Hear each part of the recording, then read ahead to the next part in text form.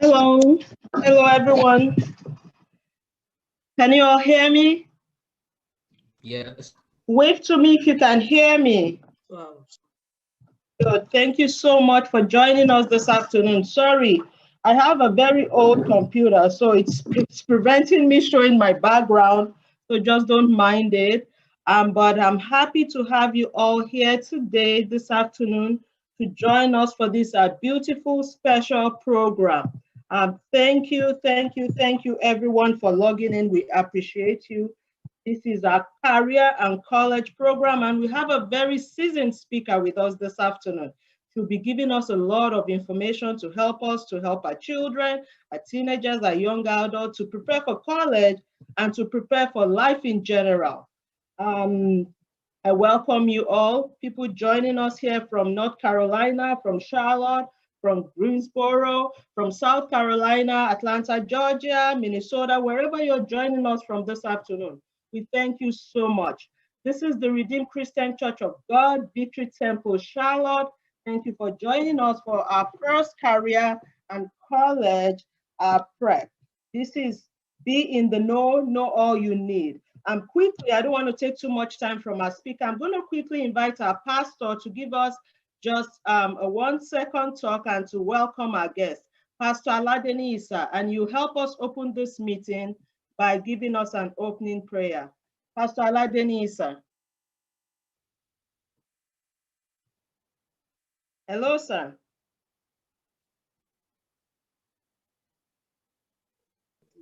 It looks like Pastor's microphone is not showing. Okay.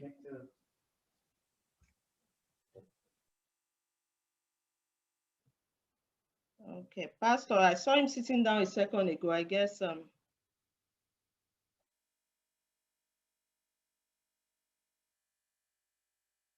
Hello, sir. Pastor, are you there?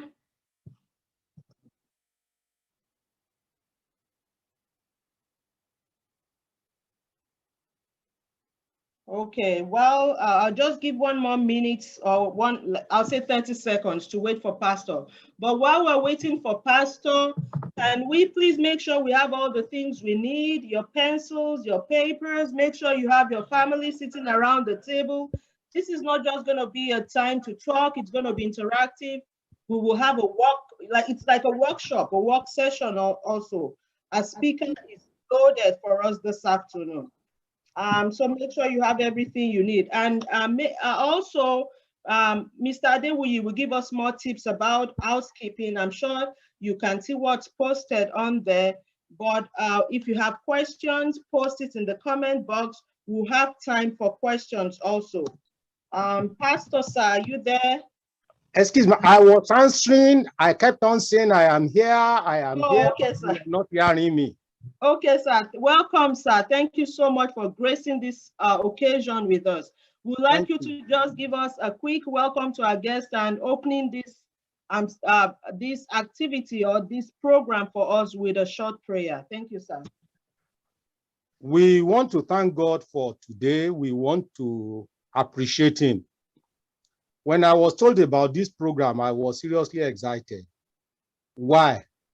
Because when my children were going through this stage, I never had an experience. I give you one good example.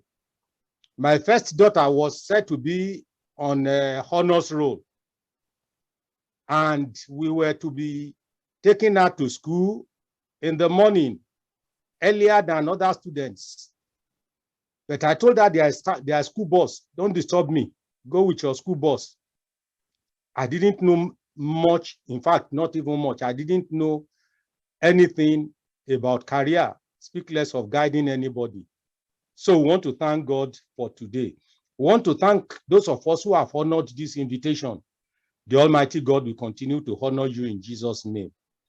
Your labor of love over your children will never be in vain in Jesus' name. Shall we pray, please?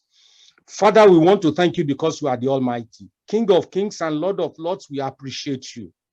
Our everlasting Father, we thank you because there is none like unto you. Thank you for this moment. Thank you for knowledge.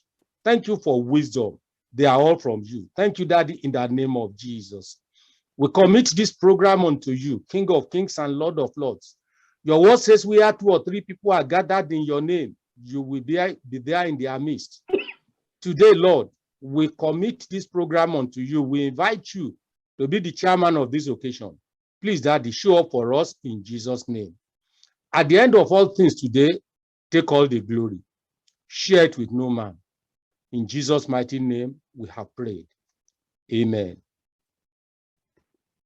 Amen. Thank you so much, sir. Thank you. We appreciate you. Mr. Adewuyi, I will hand over to you to welcome our guest speaker, a very seasoned professional, so that we can dive into this session today. Thank you, man. Thank you, Pastor, for that opening remarks. So this afternoon, we have, like Dr. Falaki said, a seasoned speaker, somebody who is a career counselor, a career coach. I think I'll just go and just read through. Her name is Miss Betsy Olinga. She is the founder of a coaching practices called My Career Yoda and College Yoda. She's been helping both students and professionals with their next career moves. She worked with GE for 10 years, and she brings a lively and proven expertise to participants in her seminars. She originally was an industrial engineer to an environmental engineer to safety compliance manager, and she's the mother of 2 college students, sons to retired professional clown. Is that correct? And she offers her experience and energy to our audience and coaching clients. But before Ms. Bessie comes in, I'm just going to say this briefly. One of the key objectives of our gathering this afternoon is to get us educated. How can we as parents, and how can the students themselves, how do they know what paths to take? And Ms. Bessie is ready to walk us through the different options based on our experience and hopefully guide us through this session. So over to you, Ms. Bessie.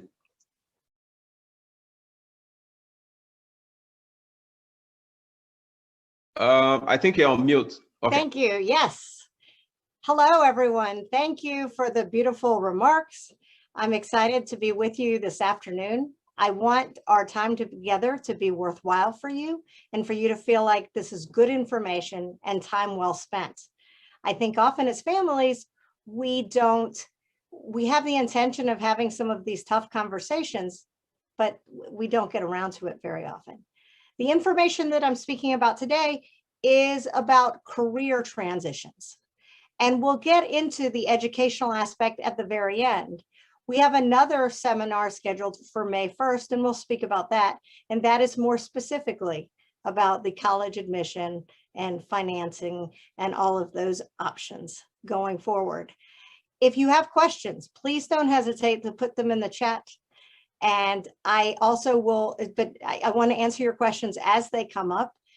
We also will have some time at the end to make sure that we get questions answered. And if for some reason you think of something later and you want to connect with me, my contact information will be at the very end as well.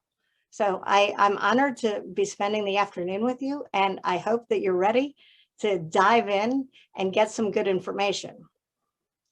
One thing to remember, a lot of this information, this is the pilot program. This is the first time I'm presenting this information in this format exactly, and I'm honored to be doing it for your church and church family.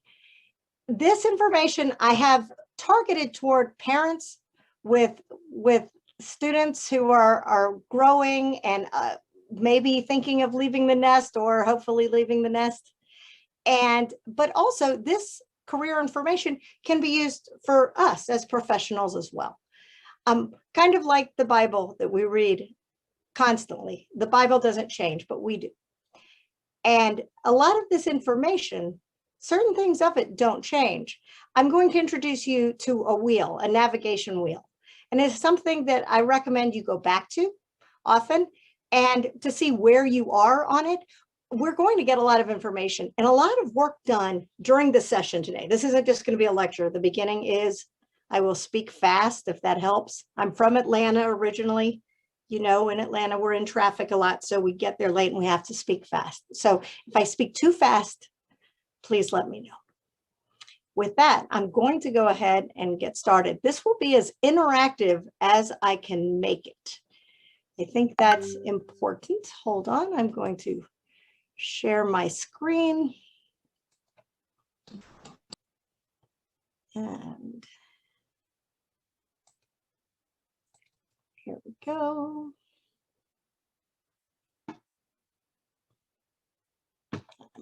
Sorry, you're seeing behind the scenes, nothing like that, huh?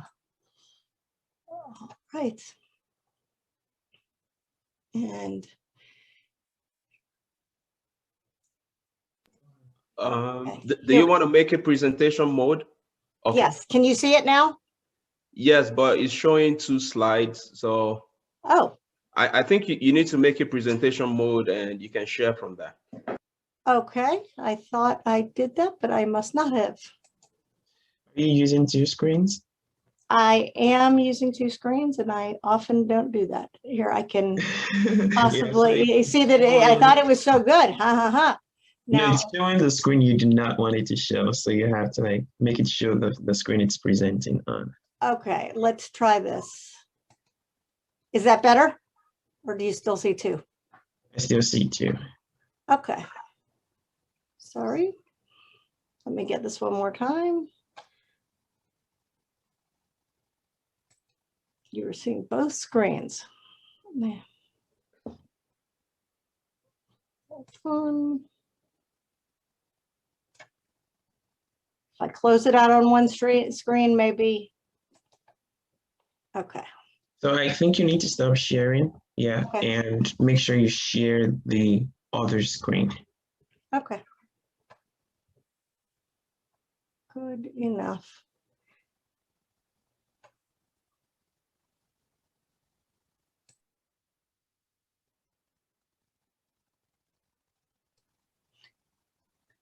Okay. Let me.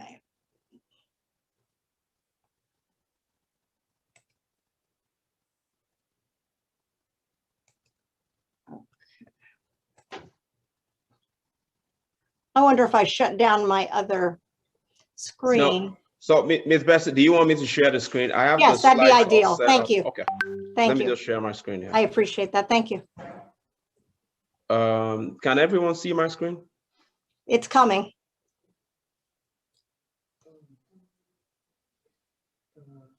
It's coming. There. Is it sharing now? Yes. Okay. And so if you, yes, and you can do it in slide mode or whatever, so we see the whole thing. Okay. Perfect. So welcome. I'm glad you're here. Obviously, I hope you're in the right place. And if you're not, if this is a place that looks good to you, please stay. I want to thank the Redeemed Christian Church of God, Victory Temple, for hosting today. And I appreciate you taking the time out of your busy afternoon to making this a priority and joining with the community.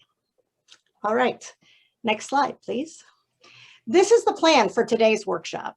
In the next hour and 45 minutes, we're going to speak about what is the job market now, what has changed, and what do we anticipate will change. And we're not going to shy away from the fact that COVID has changed many things in the industry and in the workforce. And it's kind of surprising to see when you do a Google search of how the job market has changed. There's not a lot of information in the last 6 months. The first 6 months of the pandemic, there was a whole lot of information. And when you look at it now, it's somewhat dated. Then we'll get into the blue. The blue items are activities that we're going to actually accomplish today together. So what are my students' strengths? Sometimes we talk with our students about what they are, and other times we don't. We say, you should know your strengths, and then we move on and we're busy and we don't necessarily speak more about it. So today we're going to identify what some of those are. And again, if you're not doing this with a student, but you're just doing this as an individual, this also applies to all of us. And I think it's something that we need to go around this wheel over and over again. So what are my students' strengths, or what are my strengths? What careers will connect their strengths with the actual market? How do students or professionals these days find out more about jobs? And how do you or they know who can help you?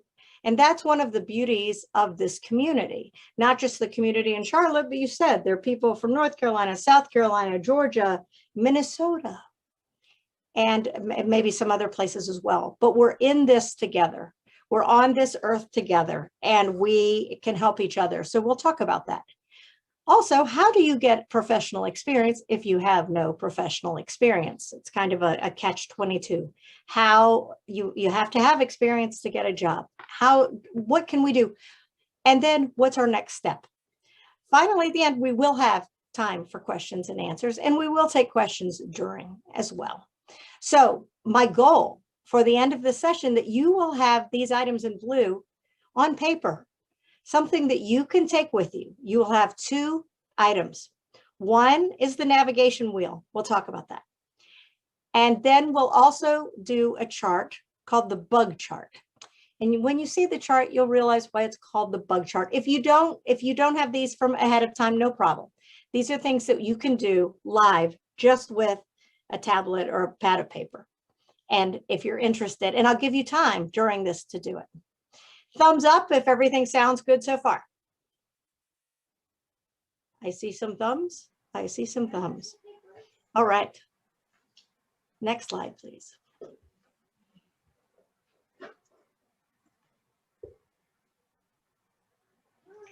So I'm not going to do a data dump on you.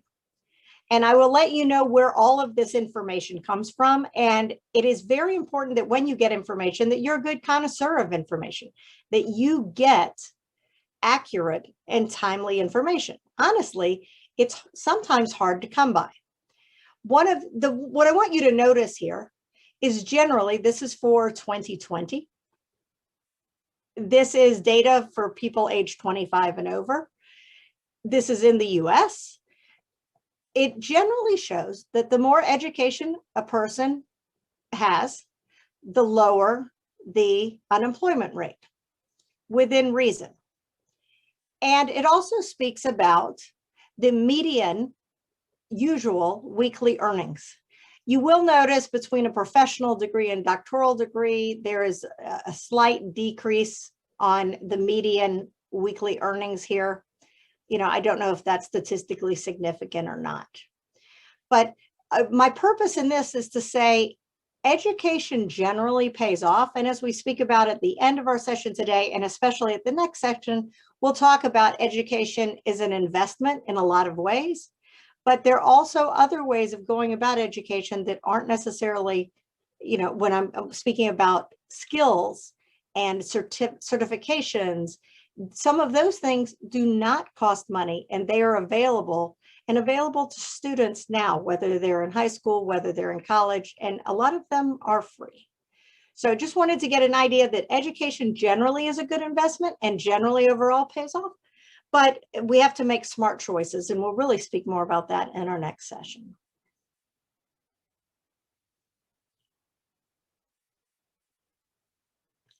So next, and this is a bit blurry, but I will make sure there is a hyperlink here. And if you want copies of my slides, I'll be glad to give them to you as well. This information is from the Bureau of Labor Statistics. It is a US government agency, tends to be quite accurate. This is the hyperlink here.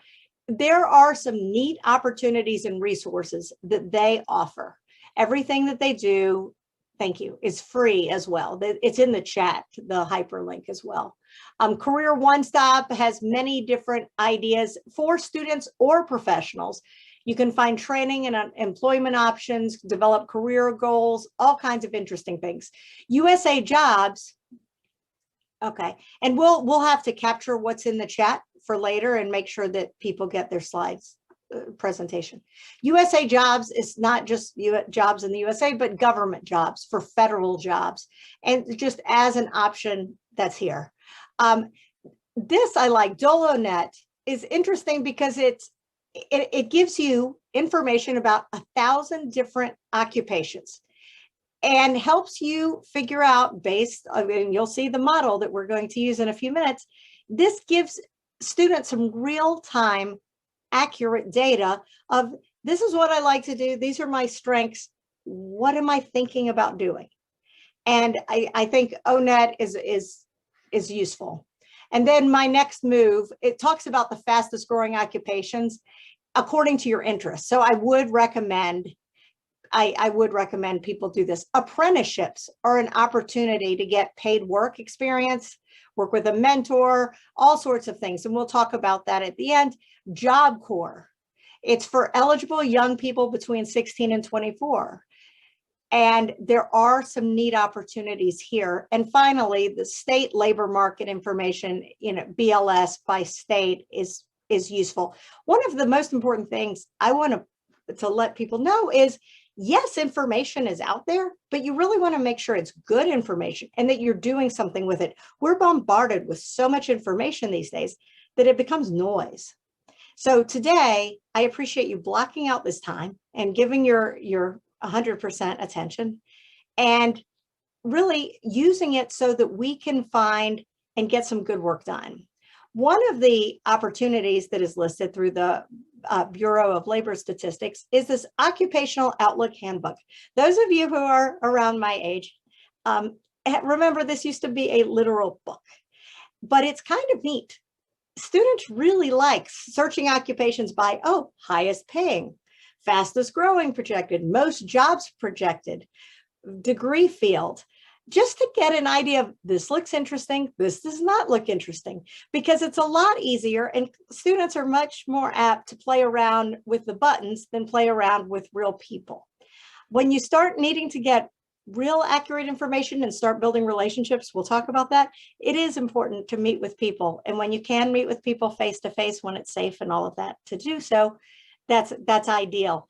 Honestly, during this pandemic, and we'll talk more about that in a little bit, there are a lot of people who are much more receptive now to reaching out because they realize they're not having as many meetings or they can't connect with people in the regular way that we did before. They're much more apt to reach out and speak to students or to do information interviews. And we'll speak about some of those tools in just a moment. But the Occupational Outlook Handbook is smart. Thank you. This is the fastest growing occupations between 2019 and 2029.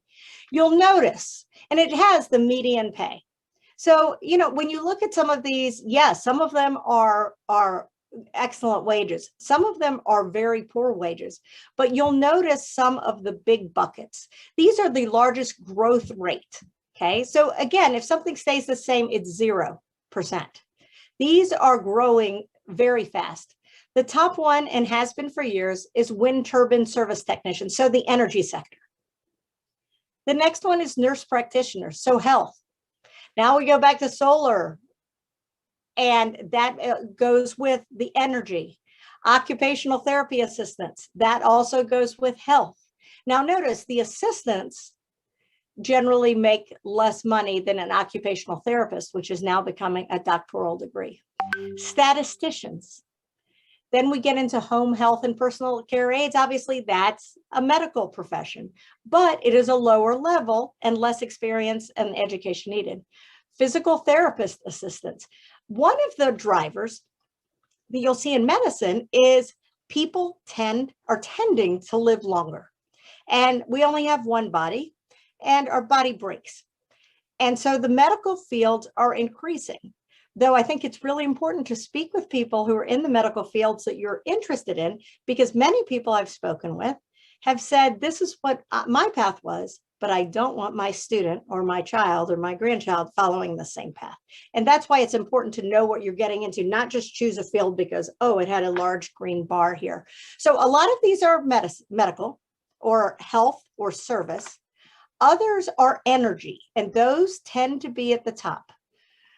So when we go down, physician assistants, medical and health service managers, information security analysts, because again, the amount of information is out there is unbelievable. Data scientists. Then we have some skilled trades, rotary drill operators, oil and gas something, speech language pathologists, operations research and analysts. That also goes with statistician. So it's interesting, cooks in restaurants, a 23% increase. I wonder at what point last year they took this data. It was last modified this last week. But it's interesting. The hospitality industry obviously has suffered recently, but the hospitality industry was not actually growing even before this. And even after the pandemic recovery, it's going to grow initially because right now it's in a dive, but that is not one of the huge growth areas. So I want, and then the coronavirus. I figure if we make it big and scary, it can be slightly less big and slightly less scary. And then 2020 hit. So how did 2020 affect the career life of most people? Well, we all of a sudden were home. All of a sudden, whether you worked for a big company, a small company, people had to pivot very quickly into how do I do my job? And am I able to do my job, but remotely and by computer and through a distance?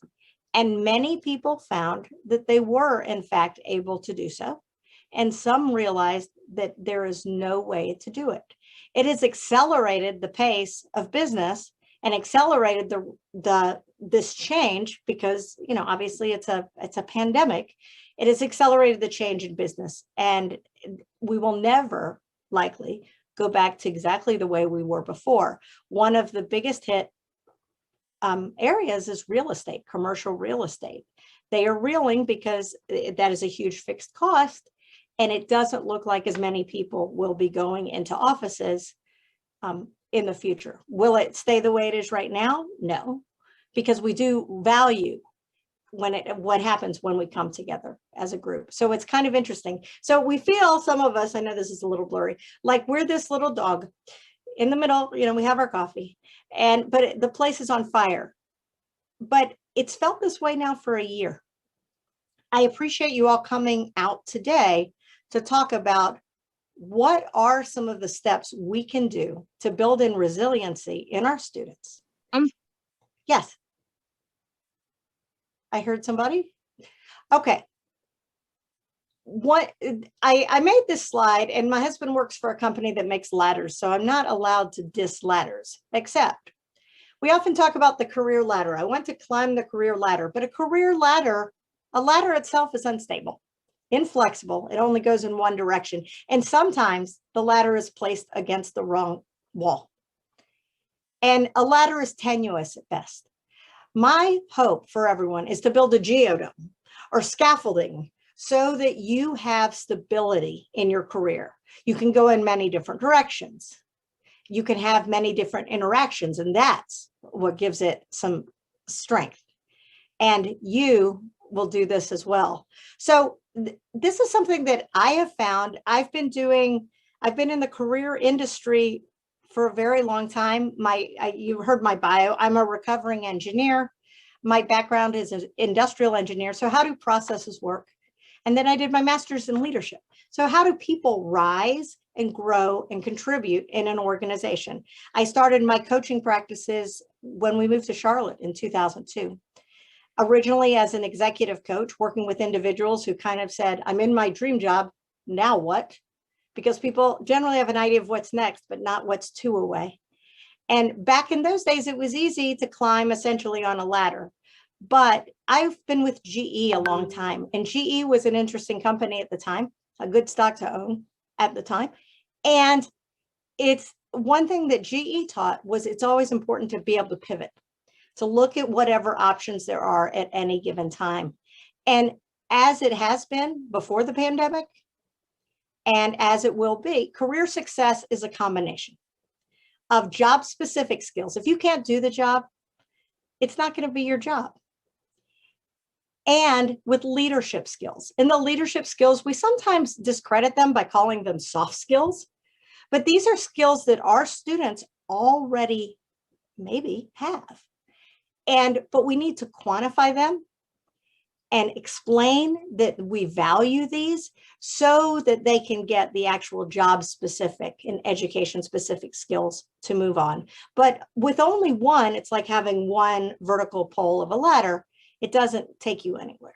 So it's always a combination. And I think that's something important. We know people, please don't point to them, but we know people who have job specific or subject matter expertise, yet don't have the leadership skills, the delegation, the communications, the empowering type skills, the coaching skills that people need.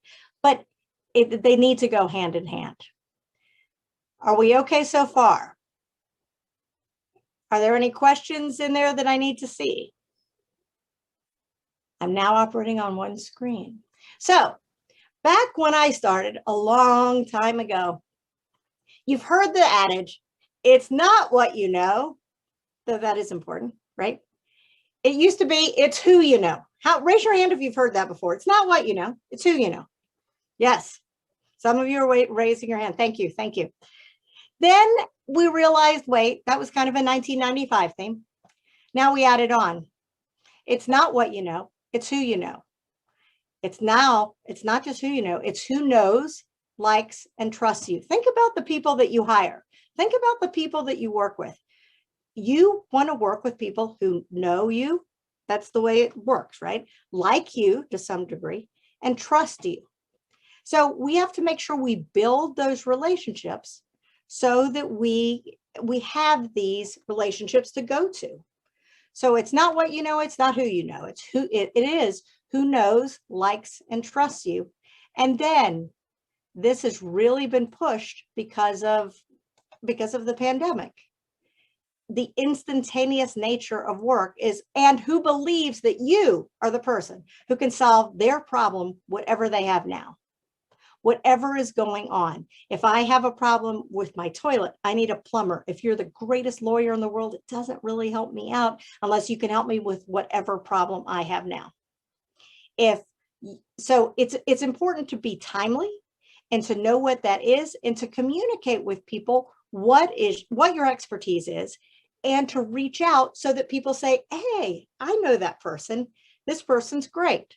This person I've worked with. Again, I know them, I like them, I trust them, and they can solve your problem. Not someone who just points out problems. We know people like that, right? But have some solutions to problems, because we realize that our interactions are precious, and the last year has proven that.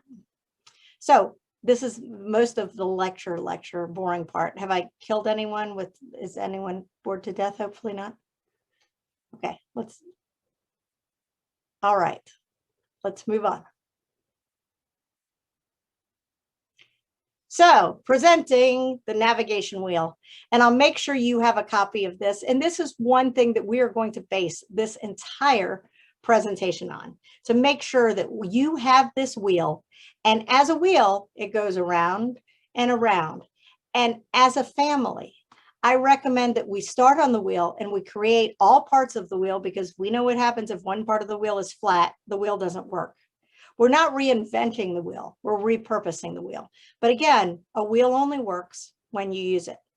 So we're going to, in this next hour or so, we will talk about, yes, please put your questions in the comment box and we'll have time to take questions in between sections. So please, we're going to make sure that your student, or you, if you'd like, you can do both.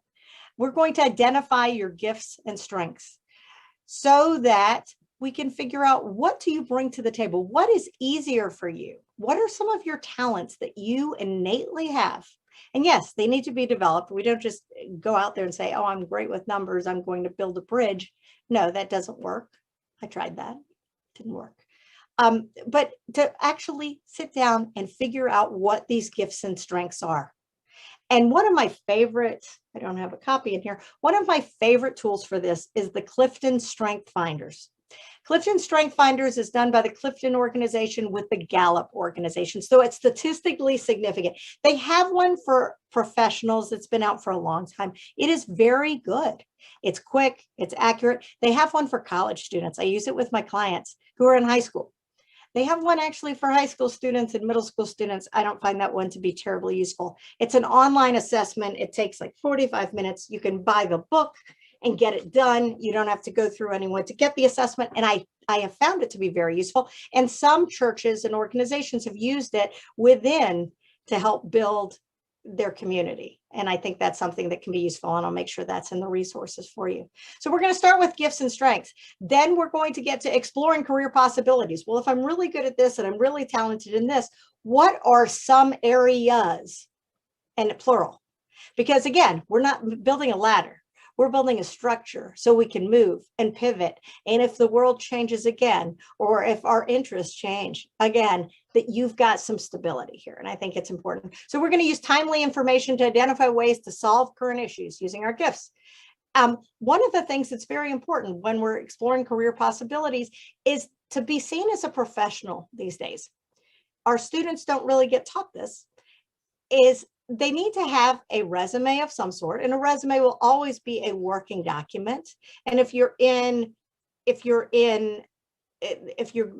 to be a professor or something in academia, high up, it's a vita. And you also need to create a LinkedIn profile. And many students say, oh, I'm graduating from college and I need to start creating this. No, no, no.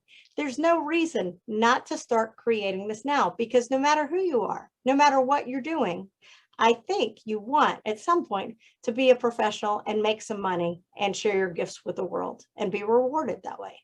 And so it's important, even if it's not the greatest resume in the world. There's so many times people call me and say, someone said, oh, just send me a resume. And they said, no problem. And they're like, Betsy, I need a resume right now. So it does make sense to create that. It also makes sense to create a LinkedIn profile. And that way you can connect with people, because you don't want to be sending, oh, here's my LinkedIn profile. I have two people, my mom and my aunt. You know, that's the way it starts for everybody, but it builds from there. And LinkedIn is, honestly, people use it for job placement all the time, for internships, for all kinds of opportunities. And it is a great, great tool. Next, we're going to talk about creating experiences. How do you get the experience? How do you know if this is a job you'd really like? Not just, oh, it looks attractive, the green bars look fabulous, or I like the starting salary. Okay, would I like the day-to-day? What are some of the opportunities that we can set up today for real-world experience? This isn't necessarily paid, beautiful summer internships. It can be. Sometimes it's job shadowing. Can I follow you for the day, either online or in real life, not in a stalker weird way, but just a good way, and see what does a day look like? Or what is the best part of the job? What is the worst part of the job? And asking these questions is called an information interview. That's also a fabulous tool, and we'll talk a little more about that. Also, experiences in projects, mentorship, all of these lead a person to say, yeah, this is the part of the job I really like. This is the part of the job I really don't like. And that way it is, that's called experience. It's like building a callus versus a blister. Not that either of these things, you necessarily want, but a blister is irritating and then it goes away. It heals. A callus is something you build, you create, and it helps you do something you couldn't do before. And so experiences are good, even when they're not the greatest experience. I think many of the adults in this room have had times when they've had a job and they say, this is not what I thought it would be. This is not what I enjoy. And if you're able to pivot into something else, you're very thankful. And sometimes it is good to have those kinds of jobs. I worked in a retail store for 2 weeks when I was 16. A friend had mono, and I despised it. I had no idea how many parents try on every single piece of clothing in the store and mess it up. And how do they not know what size their kids wear? And people get confused apparently between dressing rooms and bathrooms. It was bad. It was just awful. And I remember my last day there, my mother was a brilliant woman, and I met her for lunch. And I said, I can't stand it. This place, it's like the clock doesn't move and it's boring, and then it gets busy and it's not fun. And she said, good, I'm glad you're having this experience. I said, why? I don't even want to finish. She said, of course you're going to finish. It's 2 weeks. It's 4 hours left. You can do this. But now you know what you don't like. What were the parts you liked about it? What were the parts you didn't like about it?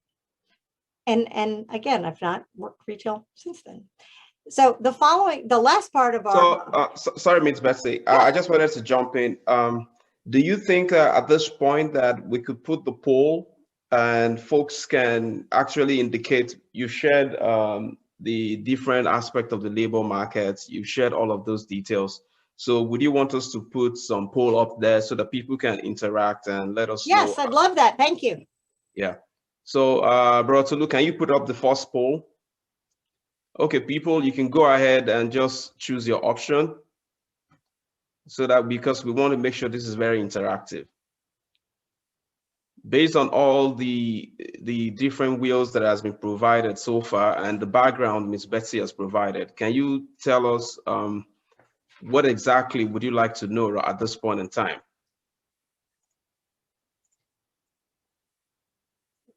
Are we all done? I have 20 so far. Come on, guys, we have about 62 people on the call. Can you just go ahead and just choose an option so that Ms. Betsy can get a sense of how people on this call, how she can help to narrow down the conversation to meet you at your point of need.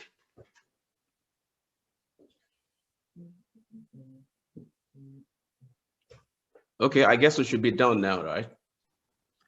Okay. 59%. All right, 63. We need more, 20 more people to respond. Okay, people, can you just go ahead and respond?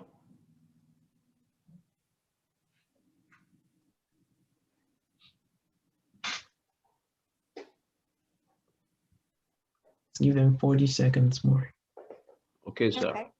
Can I talk while we do this? Yes, please go ahead.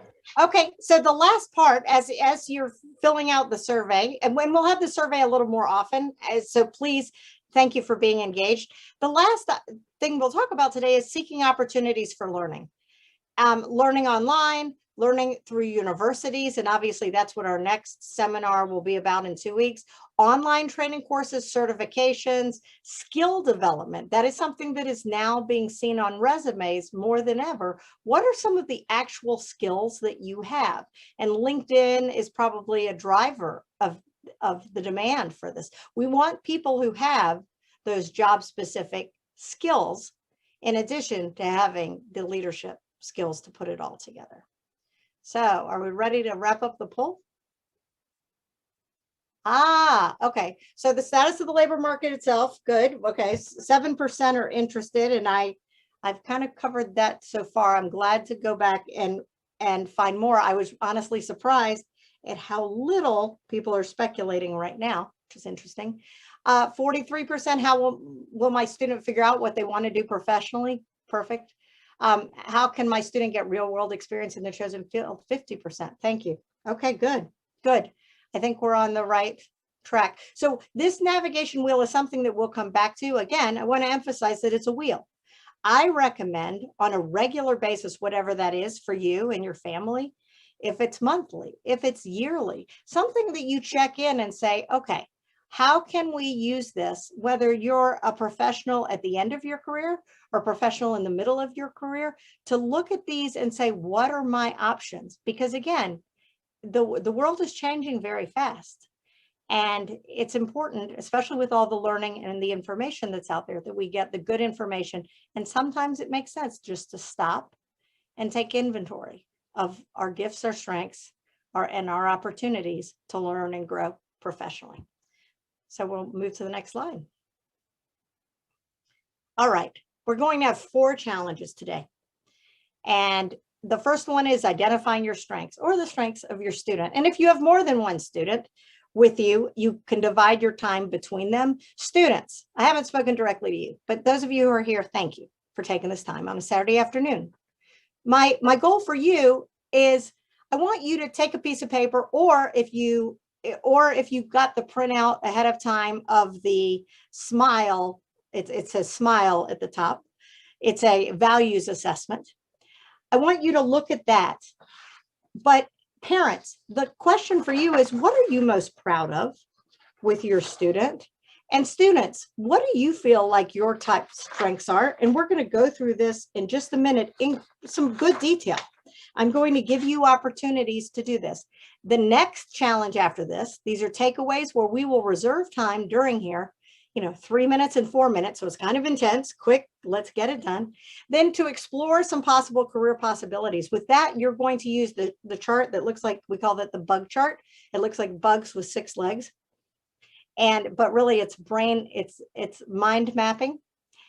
And by the end of this session, you will have some great opportunities from identifying your strengths to look at some career possibilities. Then the third challenge will be creating experiences and relationships.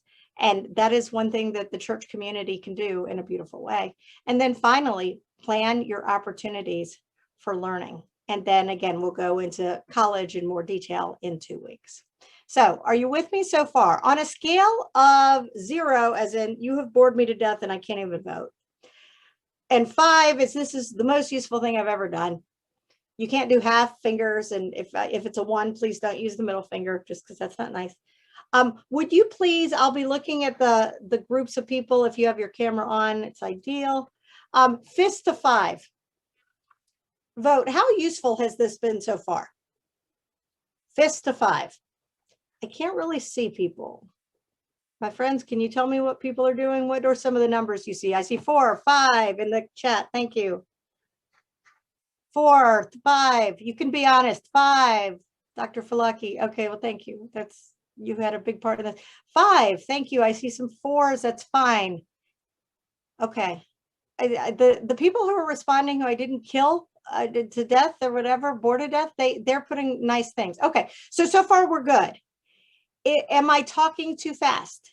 Please type Y, yes, in the chat if I'm talking too fast. And you don't, okay, no, I got a no, a 1, 4, 5, no. Okay. All right. Thank you. All right. So I won't slow down. Okay. A 2. Thank you for being honest there. I appreciate that. So we're getting ready to go to our first challenge. Is your family together? Are you together? Are you ready? We're going to go to the next slide, please. So I love this picture. I like this man. Okay. Identify and name your strengths, your gifts, your talents. Michael Jordan is a very talented man in many different areas. That does not mean he doesn't practice. That doesn't mean he doesn't work hard. He does. But he does have some special skills. And so do you. So what we're going to do, we'll go to the next slide, please. I want you to use the list in the email, which it's like more of a multiple choice. Or if you didn't get it or you didn't print it or whatever, I want you to pull out a piece of paper or a tablet or whatever works for you, or notes on your phone. And I want you to make a list of strengths that your student has. And students, I want you to put what you're good at. Parents, a way to think of this again is, what are you most proud of about your kid? Your kid is this. Your kid is this. Don't say not this, not this. Just put what they are. And if you need a list of possible strengths, this will be the most boring slide you've ever seen. This next page will have it. A bunch of lists of words. I'm going to give you 2 minutes, not very long, but I want to keep this intense and short and focused. I'm going to give you 2 minutes. We'll go to the next slide. If you would, please fill out, thank you, perfect, the strength 2-pager, and it's like multiple choice. And if you don't have that, no problem. Make a list of some of your student strengths. Here's a list of some strengths that people have. See how many you can come up with. I'm going to set a timer for 2 minutes, and I'm going to have you go ahead and get started. At the end of this, I will ask for a couple people to share some of theirs if they're willing to, and I won't make anyone else share. So we're going to do 2 minutes. Ready, set, go.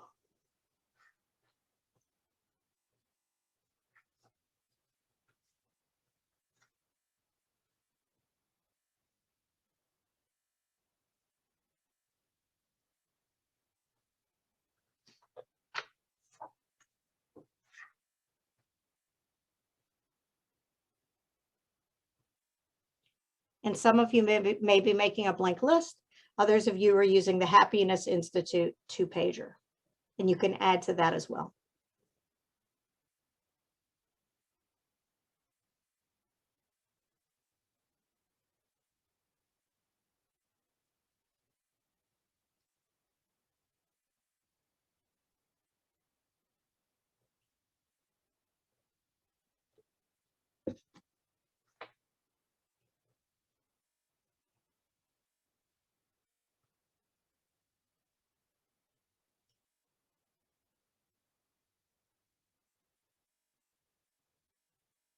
We have a little less than 1 minute left.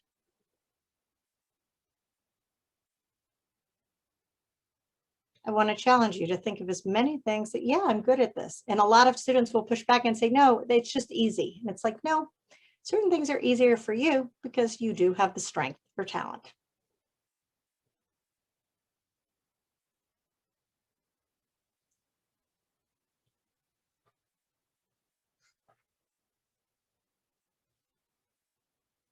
"25 seconds left." 2 minutes is a long time when you're doing something like this or plank.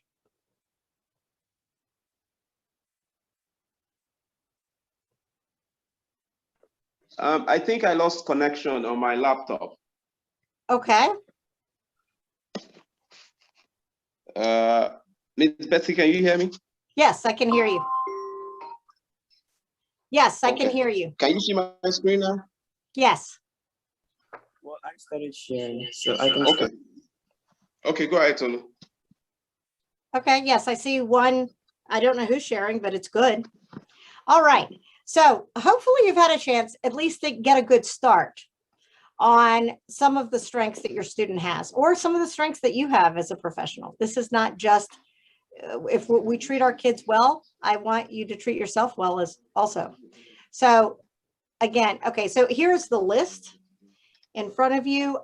Some of these, is anyone willing? And if Dr. Falaki, if you can pick 2 or 3 people, if they raise their hand or want to say what their top 3 strengths are, or 3 that they feel strongly about. Actually, may I do something before that? If you would, notice all that your student or you have listed about your student. And I want you to circle. I want you to see if there's anything in common. Are there some themes that maybe that could be the title of that strength? Are some of them redundant? And group them together in a logical form. And then I want you to put a star next to your top 5.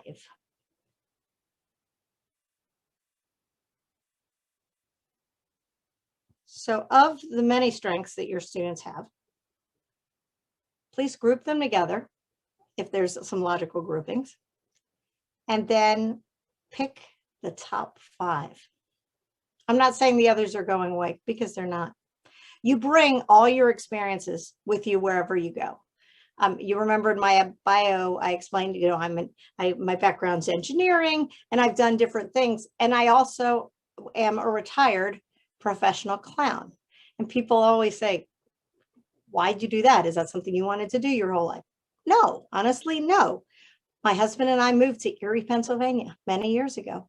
And I worked for the Chamber of Commerce, and they had a clown college that occurred every year. This wasn't, you know, the Harvard of clown colleges, but it was perfectly fine. And I wanted to meet people, and my husband was working all the time and I wasn't. And I joined because the opportunity was there and my purpose was to meet people. And it was a skill that I learned and something that I enjoyed doing for quite a while. And it's something that's kind of fun when you play the 2 truths and a lie, or, you know, something like that. Yes, I was Jumpy the clown, and I retired before my kids were born. So sometimes it's opportunity. So we take our strengths with us. We take our experiences with us. Dr. Falaki, is anyone willing to share a couple of their strengths? So I have Dami Modupe raising up his or her hand. Dami, we have Dami Modupe. Can you share with us? Then I'm probably pick randomly 2 other people to share with us, probably a parent and someone else. So some of my strengths are getting along with children, learning quickly, athletics, planning, and self-discipline. Wow. Okay. You sound like a person who has a lot of good options. Thank you for sharing, and thank you for going first. Okay, I'm going to randomly pick. So be ready for me. I'm going to pick Dara. Dara Koye, are you there? I want you to share with us your strengths. Dara. Dara, I can see you are on. Okay, go ahead and unmute yourself and share with us. creative writing, sense of humor, video creation, computer programming, computer programs solving, and high energy. Wow. You sound like a person we need on our team quickly. Good. Fantastic. Thank you for sharing or getting shared or volunteered. Thank you. Then can I have Tomisin Adesanya? Can you share with us? I think you had your hand up too. Sorry, I missed that initially. Tomisin. My skills would be reading, creativity, creative writing, and getting along with children. Ooh, good. Good. These are important. I love that. I have a question. I see. There are some other hands up. Do you want to? Let me see here. I'm missing this hands up. Let's see. All right, so Marianne. Marianne, can you go ahead and share, please? Thank you. Marianne? Some of my skills are communication, leadership, writing, creative writing, reading, speaking foreign languages, getting along with children, quick learning, problem solving, conflict resolution, critical thinking, organizing, common sense, music, and negotiations. Wow. Wow. Yes. And I thank you, Marianne. That is a lot. And that's fantastic. Thank you for sharing. And yes, someone wants to share theirs in the chat because there's a lot of noise in their home. Okay, let's see. Yes, Joy Allison, yes. Can you go ahead and do that? So yeah, she wanted to share it in the chat. Please go ahead and do that and we'll read it out to the group. Thank you. And generally in the chat, will you put, have you ever done this before with your family? Talked about, what am I good at? What am I really good at? What are some of my strengths? Put a yes if you've actually had this discussion in the last 5 years with your family, or put a no if no, I haven't actually sat down with my family and said, I think I'm good at this. I think I'm good at this. They think I'm good at this. Put a no if you've not had that discussion in 5 years. Put a yes if you have had that discussion before now. Yes, okay. Informally without a guide, fine.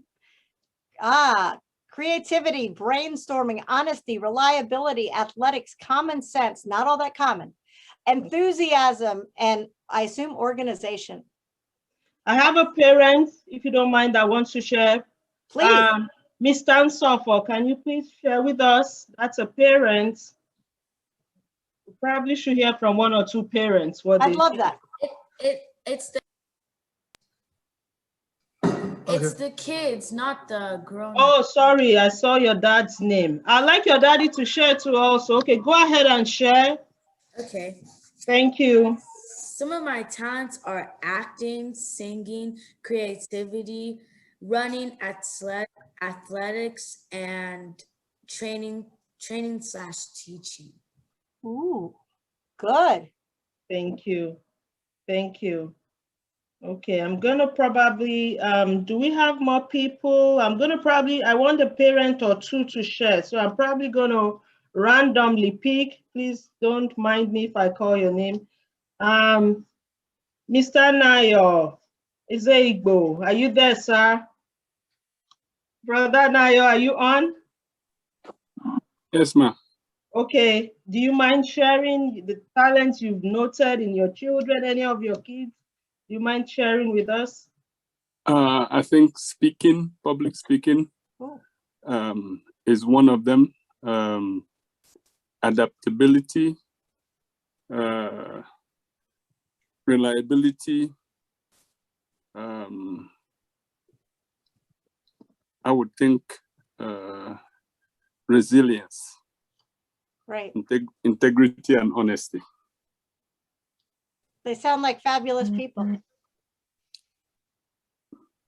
Great. Then, did Tomisin share already? Tomisin Adesanya, did you tell me something? Yes. I think your mom wants to say something also. I can see. Okay, maybe not. Okay, I'm gonna call another parent. Let me see. Mrs. Busola Suramu. I'm trying to be fair, so we have a male parent and a female parent. Okay. Yes, Thank I'm you. going. I'm gonna go with money management, decision making, languages, learning quickly, teaching and training, and good with children. Thank you so much, Ma. Thank you. Okay, Ma, it's Betsy, over to you. Thank you. Thank you. Thank you. I appreciate all of you being willing to speak up.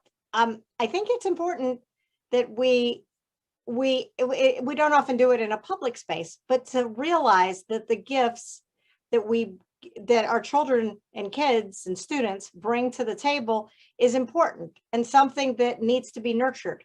Often, especially with the college admission thing, we evaluate kids solely on grades or scores. And sometimes that gets very limiting.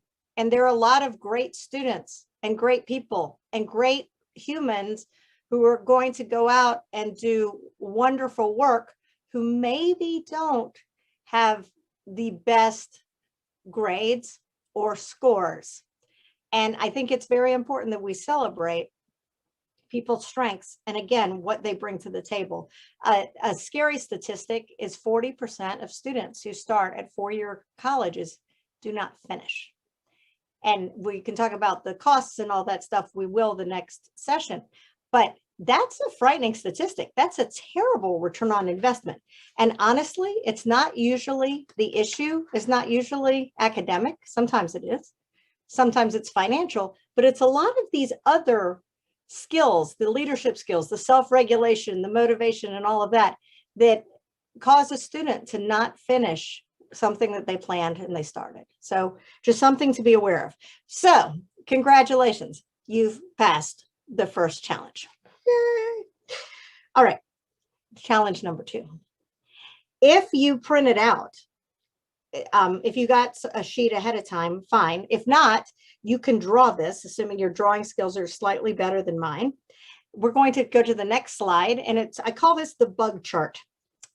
And the bug chart, okay, this is the Happiness Institute, which gives you an idea of, what are your strengths: the wisdom and knowledge, the courage, humanity and love, justice, temperance, and transcendence. So just to give an idea, if this didn't work for you, also there is a hyperlink on the bottom there, values in action, character.org on the bottom right, that you can do a different strength assessment. Again, my favorite one is the Now Discover Your Strengths or the Clifton Strength Finders, same thing. But this one is good, it's free, and it's available as well. So next page, please. Here, I would like you to copy this down. You don't have to copy down the part that says list student strengths here, but you're going to do, this is essentially mind mapping. And it helps us a lot getting complex ideas down into a simple plan.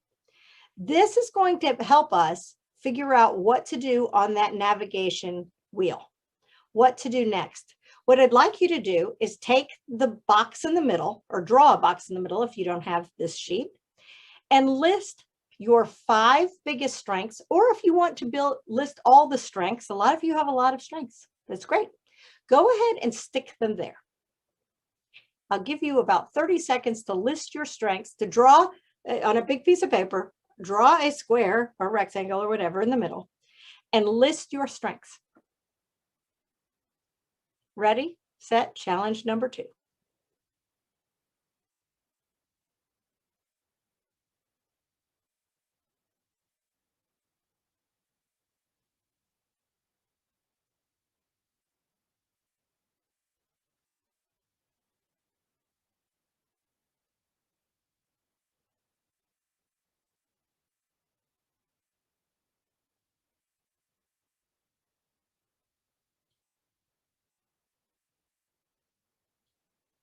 Okay, 5 seconds.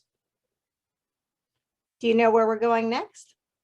What I'd like you to do, the reason this is called a bug chart is because I drew a circle and there's 6 legs on each one. If you want to make yours a spider or a millipede or something, feel free. Okay, I just thought 6 is kind of a good place to start. Those circles, those ovals essentially are some career choices that you are interested in. And if you're not sure, I want you to start with the list of your strengths. If you're really naturally good at these strengths, what are some of the possibilities? Now, if you want to list 4 different careers in the little ovals, great. If you can think of 6, you're an overachiever. Go ahead. If you can think of 8, that's amazing. But I want you to think about, students, the careers that you go, this might be interesting. And parents, to work with them and say, I think this. Make a list in those circles for each of the possible different careers that you say, you know what, that uses a lot of the strengths. That uses a lot of this. I can see why you might be interested. Go ahead and take a minute or a minute and a half. Are we okay with a minute and a half? And talk to your family and put some of your ideas on there. You do not have to take any ideas off. This is brainstorming. This is putting it on paper. And if you decide you're not going to be all 6 of these, I'm not going to come, stalk you in 20 years and say, you listed 8 things. You haven't done all 8 things. I want your opportunities to be right here. I'll be quiet now. I'm going to set a timer for a minute and a half.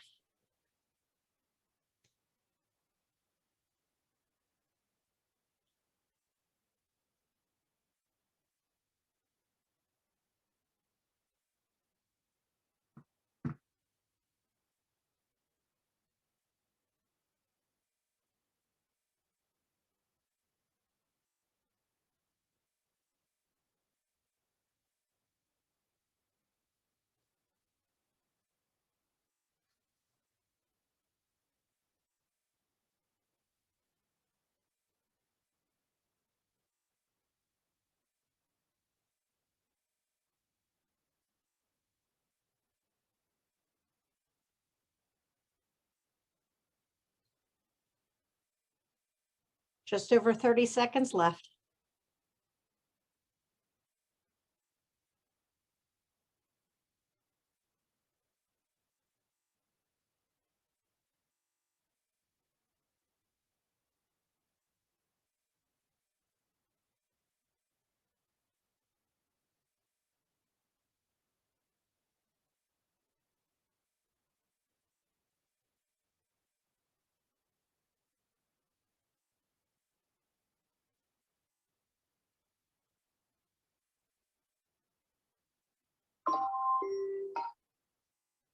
Okay. Sorry, Ms. Betsy, Yeah. just let us know when you want us to put up. I know there's a poll that's supposed to come after this session, so just let us know so that Tolu can put it up. Okay.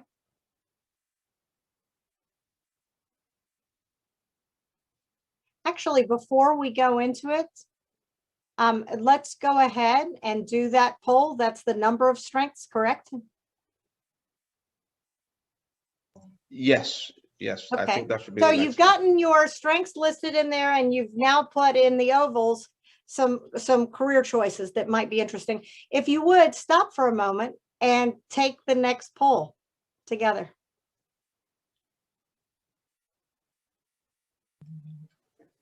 Tolu, can you put it up?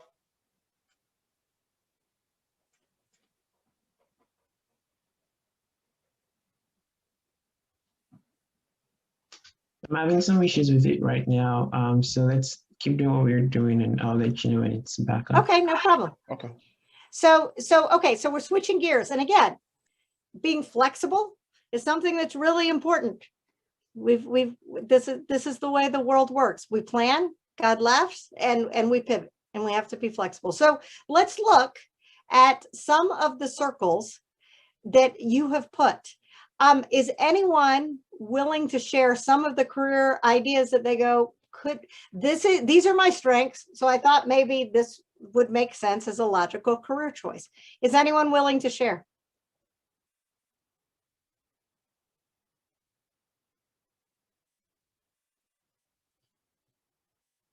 Dr. Falaki is really good at calling on people.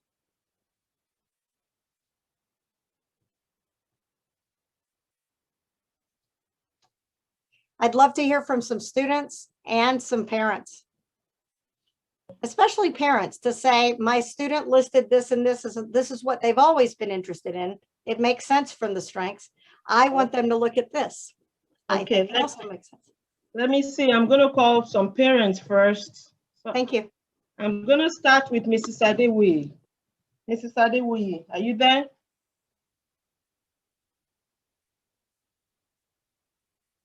Mrs. Adewuyi.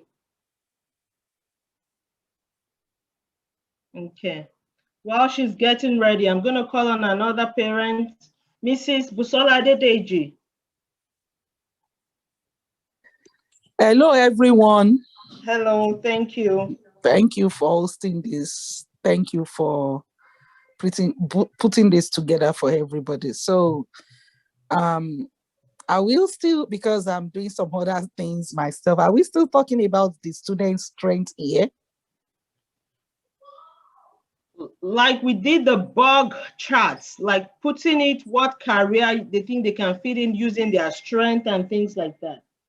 Miss Betty, can you please? Sure. So what I'm asking is, I'm looking for, based on their strengths, are there some career choices that they think are good options, or that you think might be good options based on what they've been interested in the past and their strengths? Yeah, but there is a conflict of, in my own case, there is a conflict of interest, because what I believe that's good career choices for my two older kids is different from what they think they are going to do. Okay. And I went by their strengths and, and what I've seen them do in the past. And one of them is leaning towards pursuing interests and hobbies and making them career choices. And I'm trying to educate her on hobbies, interest versus career choices. And what I see is that the trend that I see is that this year they might talk about engineering, and next year they are talking about something else. So I'm like, okay. But the oldest, the one that is actually in high school now, I think he is over that. He's made up his mind, and with his strength in how will I say, like whenever we have stuff to do, he's interested in putting things together, taking them apart, putting things together again. So I told him to think. I didn't want to put it into his mouth. I didn't want to be the one that would tell him that this is what I see you doing. He went and thought about it, and then he came back and he said, I think, Mom, it's engineering. I said, perfect. That was what I thought exactly. But with the young lady, I've not had much success with that. Okay. It's parenting is not for the weak of heart, is it? I know. But I appreciate your candor and your vulnerability, and you're willing to share, because yes, and sometimes as parents, I don't know about there's a poll up. If you don't mind, please take it. For students, this is from students only.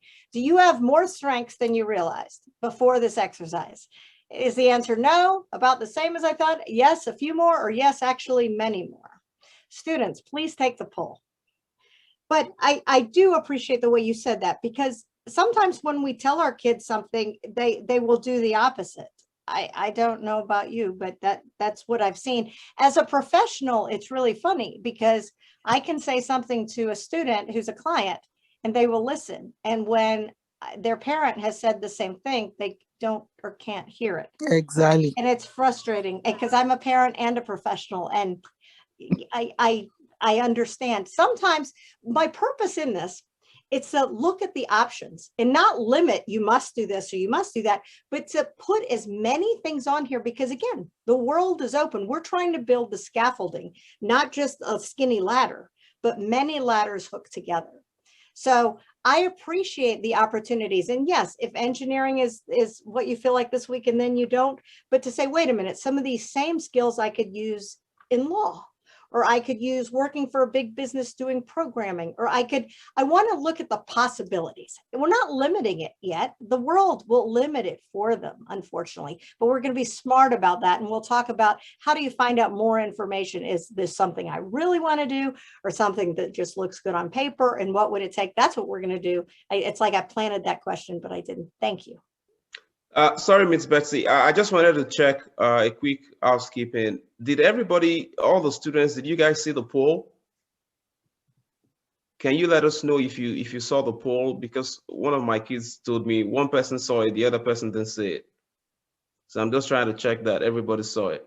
Yes. People are saying yes. Okay, people saw it. Okay. Okay, cool. Okay, you can go on, man. I just wanted to Thank you. Yes, and I'm curious to see what you thought. Often I have found with students, when I say, oh, this is a strength of yours, they go, or they do something really well. And I say, how did you do it so well? And they say, it was easy. And then when I say, when something was really difficult, I said, well, why was that so difficult? And they go, because I'm terrible at that. And honestly, let's be honest, that's not, the world, is a rough place. Let's look at our strengths. Let's use real tools to figure out what those are, and let's celebrate them and build on them. I'm not saying we don't have weaknesses. We do, and we do need to look at those, especially if they're detrimental. But let's look at our strengths and look at your success and say, how, if this is easy for you, how can you use it this way?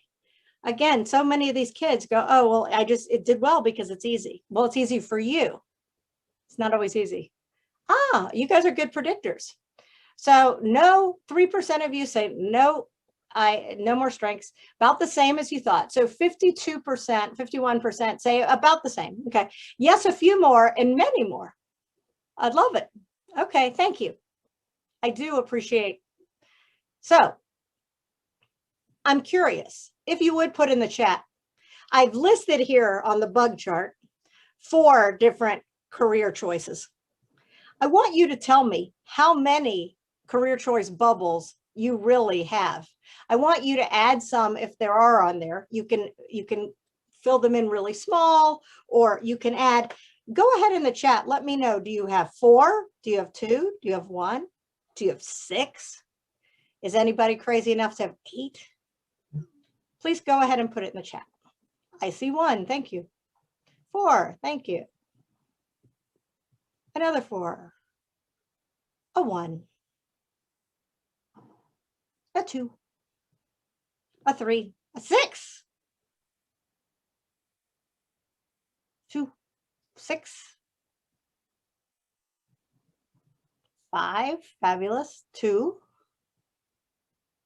3, 6. All right. This looks good. Thank you. 5. Now, the next step. You've now made your bug chart, and you see why it's called the bug chart. And this is often useful if you're trying to make a decision or make a plan and you're not sure what to do. Just that it's like a graphic organizer for your mind. So we've got the navigation wheel, and we've got this so far. We have the strengths in the center. We want to build a career based on your strengths, but also based on what the market is demanding and the market is needing.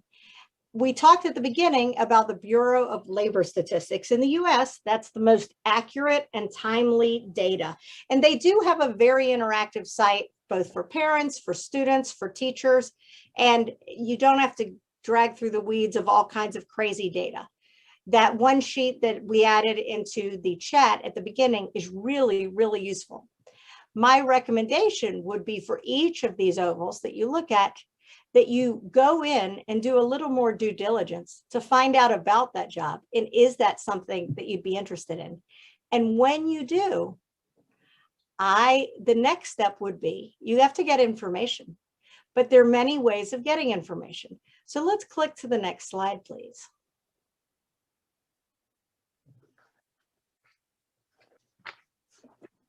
So this is important. We talked about it's not what you know, and it's not who you knows. It's who knows, likes, and trusts you, and who you can solve a problem for. So who do you know who you can contact and start building your professional network? Someone that you can ask. What I'd like you to do is look at your bug chart. And for each of the careers listed, I want you to think of a couple people that either you know or your family knows. And this is where the church community can be very, very useful. We are here to help each other and grow and connect. And professionally is not necessarily a way we automatically do it.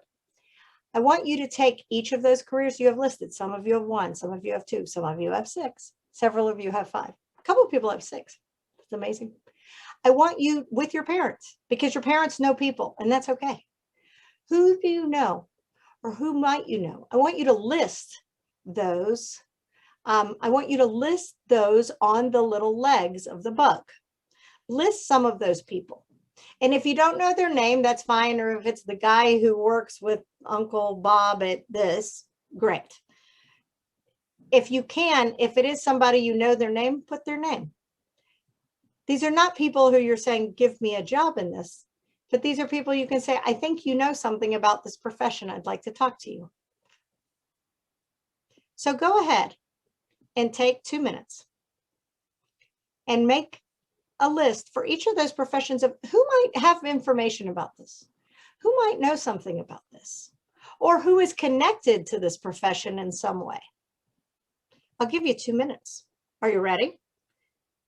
Here's the challenge. Let's go.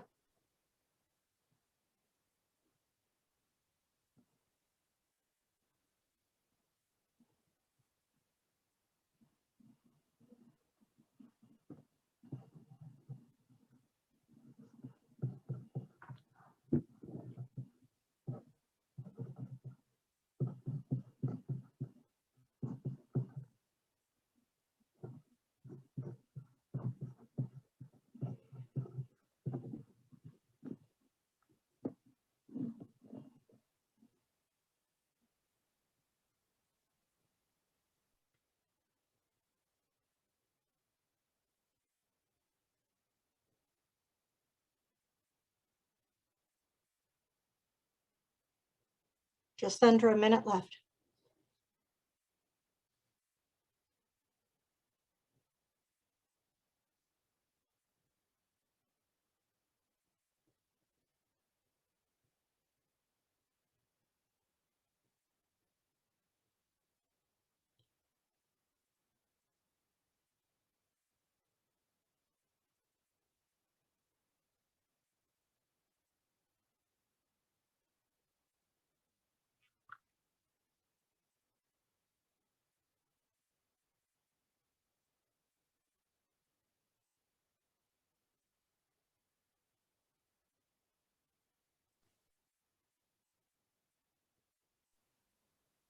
Ten seconds.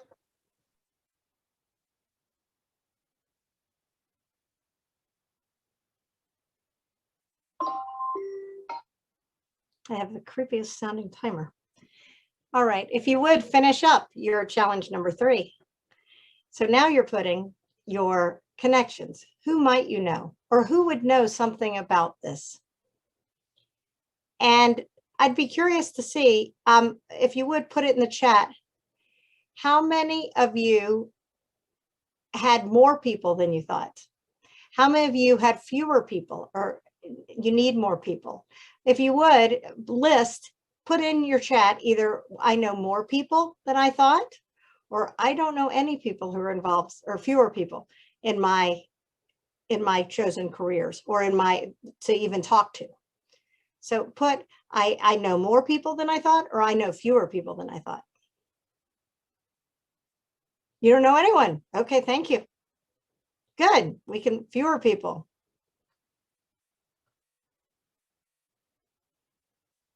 Fewer people. Okay. More people.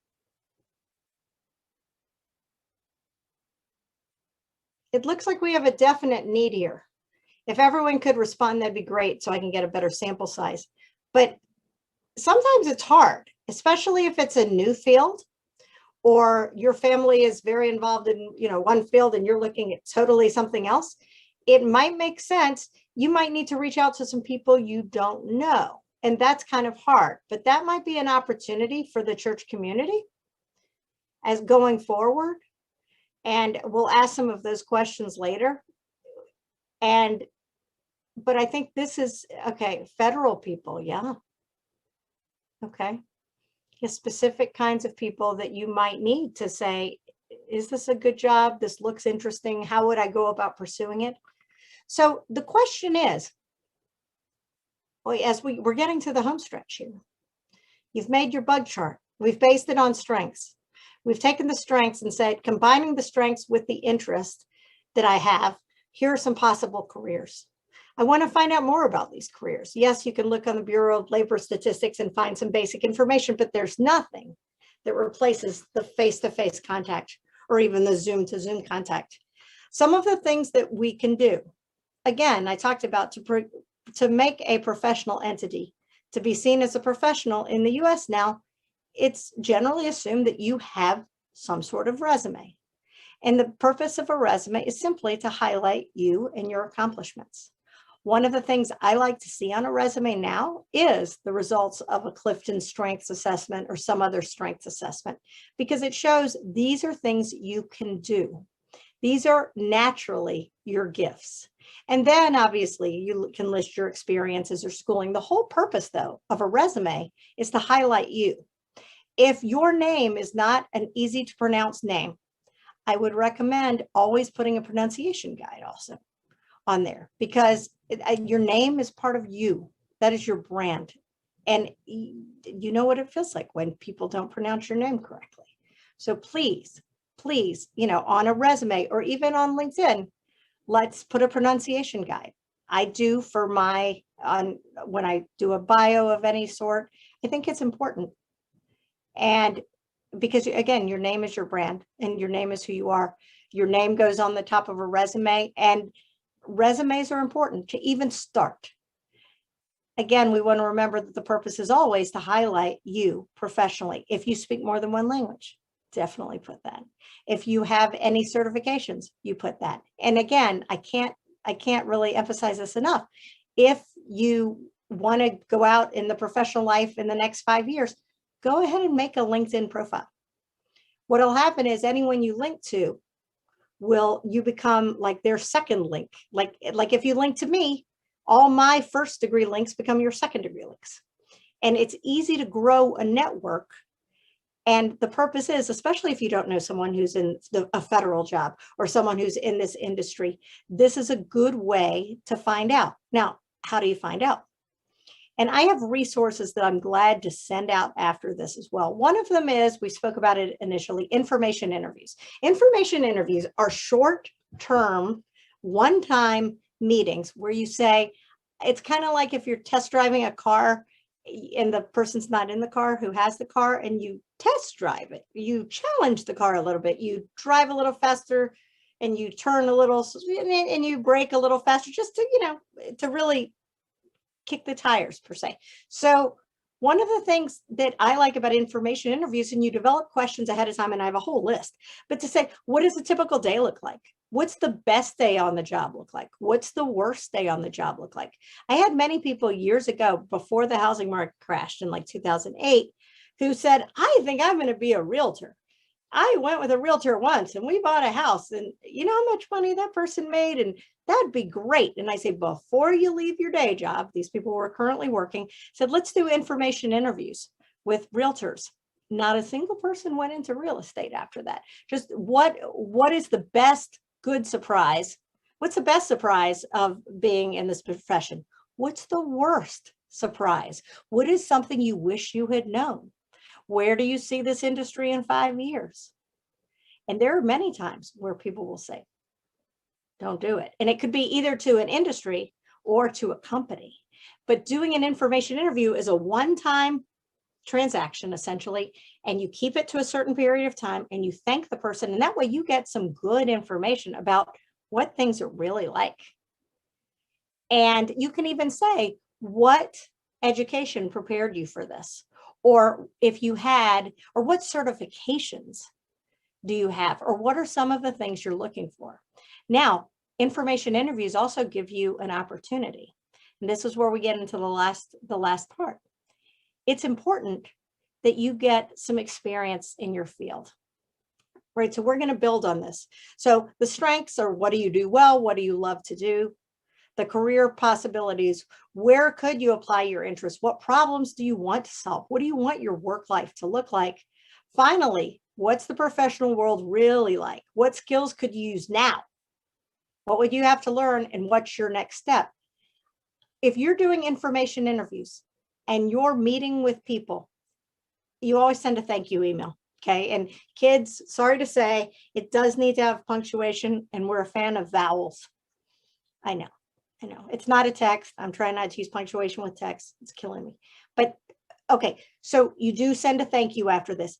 Information interviews, one of the questions I often ask is, if you had an extra 2 hours in your week, Mr. Professional, what would you do? Or what would be the best value add? Or if you had help for 2 hours a week, what would it be? And often, some of you brought up these, someone said they were a good computer, problem solver. Okay, others of you said, I'm really good at programming, or I'm really good with social media. I don't think anyone said that today. But there are many people who are looking for help to say, yeah, this isn't my strength and I can't hire somebody, but I would like someone who blank. And that could be a project. You could say, I'm willing to take that on, and you will need some, initial information, but it gives you an opportunity. It's not a full-time job. It's not even necessarily a summer job, but it gives you the opportunity to show them your work, to do something, and to get some actual experiences. So when I say internship, it doesn't have to be, oh, I did this for 40 hours a week in the summer, because these days that's really hard. But can you do a project? Can you help somebody with something? Can you simply shadow them for the day? And again, it's, what problem can you solve? What are you looking, yes, they're going to give you the opportunity to get this experience, but you want to have a deliverable. And that way you can put that on your resume as well. This is what I accomplished, or we accomplished, and I was a part of this. It's experience. And again, that experience gives you the knowledge of what you like and the knowledge of what you don't like. Hi, Ms. Bessie. So thank you so far. I'm sure you've said a lot of things that I'm sure people are probably going to have to go back to the session. So I wanted to ask you, do you think we should put up the poll, the third poll at this point, so that before we can use that as a segue to the wrap-up section? Sure. Okay, Brother Tolu, can you put? Okay, thank you. And this is for parents. The next one will be for students. Check all that apply.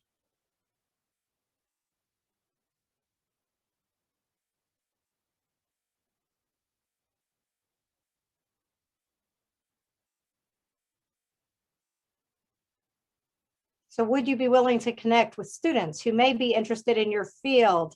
Okay, yeah, if your mom's not there, you can't answer it on her behalf. That's fine, thank you.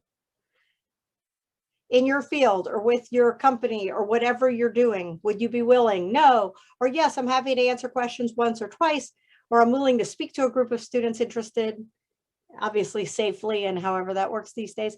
And, or yes, I'd be willing to mentor a student. Sometimes having a mentor, and often we're scared of asking for a mentor. Well, a mentor in the past was someone who guides you on the path that they took, and that path may be paved over 12 times. But a mentor, I think, is most effective when it's somebody for a certain period of time.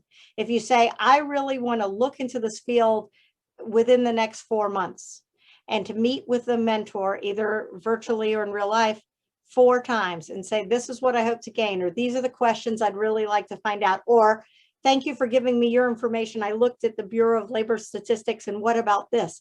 So you build this relationship, but it's not a forever, because mentorships that last forever fell apart because people get busy and people feel weird about committing, and then they feel like they've failed. So I'm a big fan of, would you be my mentor for the summer, or would you be my mentor and meet monthly for a certain period of time? Those short-term relationships are most useful. And that way you have more than one mentor, and that's okay. Bro Tolu, do we have a result of the poll from the parents? Because we know a couple of parents that are online with us. Do we have the results? Oh, wow. Generous, thank you. So most people put, wow, yes, I'm willing to speak to a group of students interested in my field. 56%, wow. This is quite the community. Yes, I'd be willing to mentor a student for a limited period of time, 28%. That says something right there. That's, thank you. And again, I can give you different suggestions and guides on mentorship, but it takes a network, it takes a village. Beautiful. Thank you for doing the poll.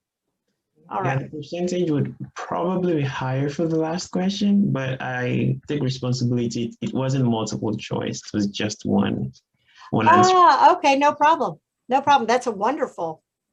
It's a wonderful. I would not have anticipated that.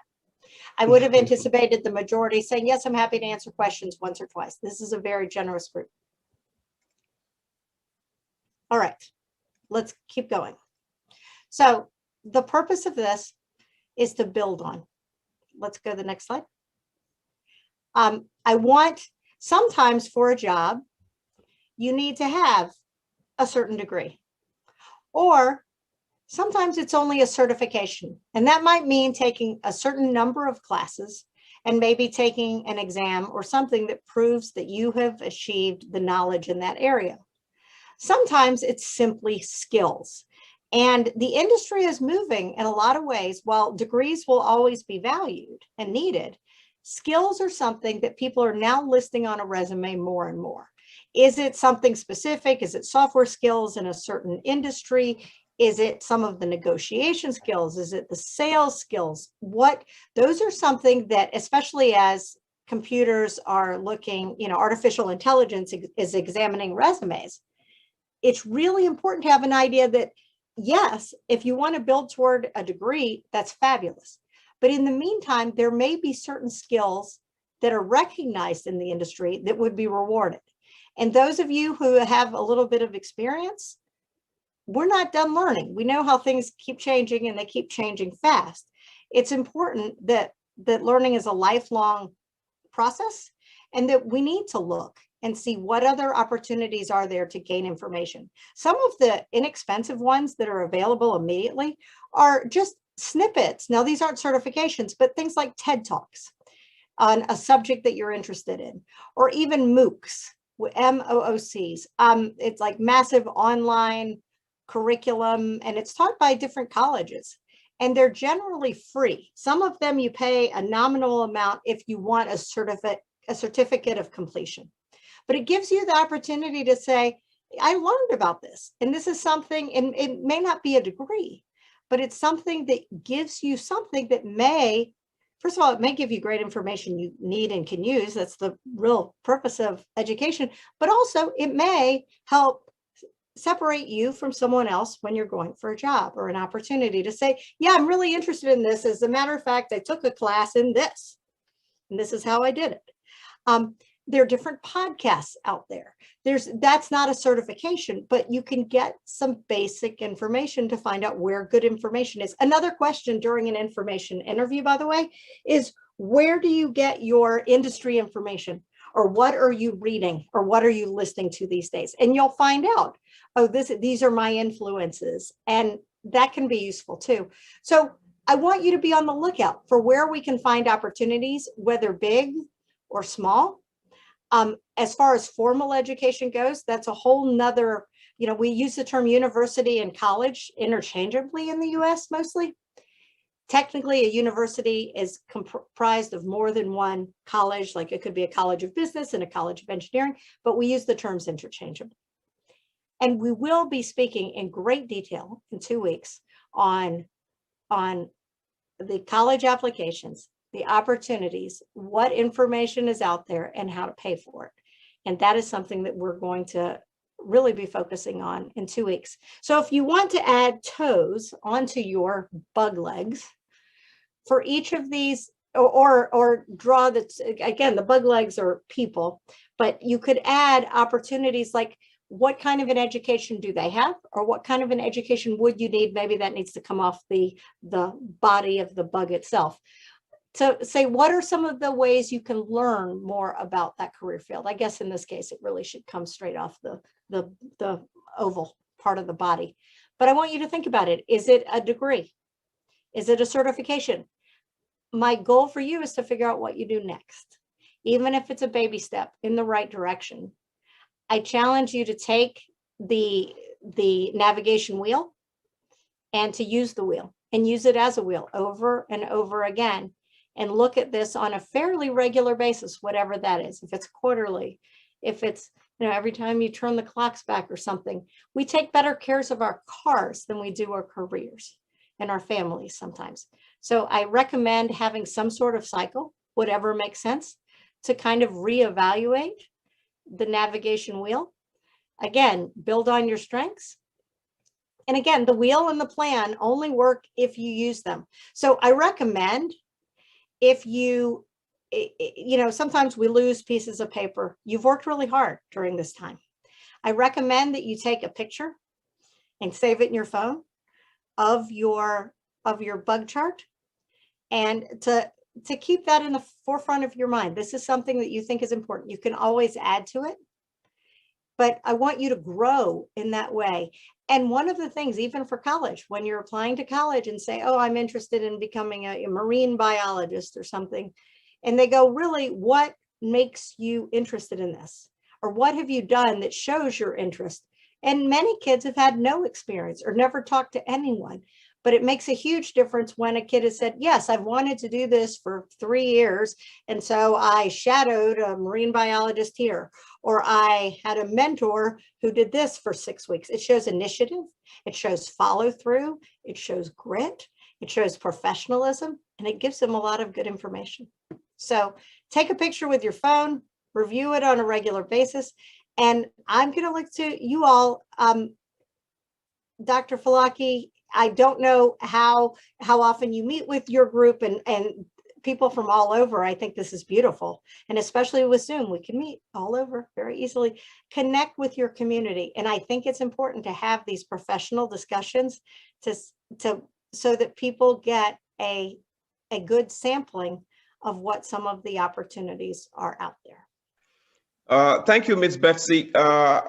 I was going to say, maybe we can open it up now for people to ask questions. So if people want to unmute themselves and ask questions, and those who feel they want to type out their questions, they can type that out. And I think maybe at the same time, maybe after we take a series of questions, then we'll post the closing polls that we have scheduled. Okay, and I have contact information on the next slide. If any of you want copies of stuff or whatever. Today was not a good day for my website to go down, and it did.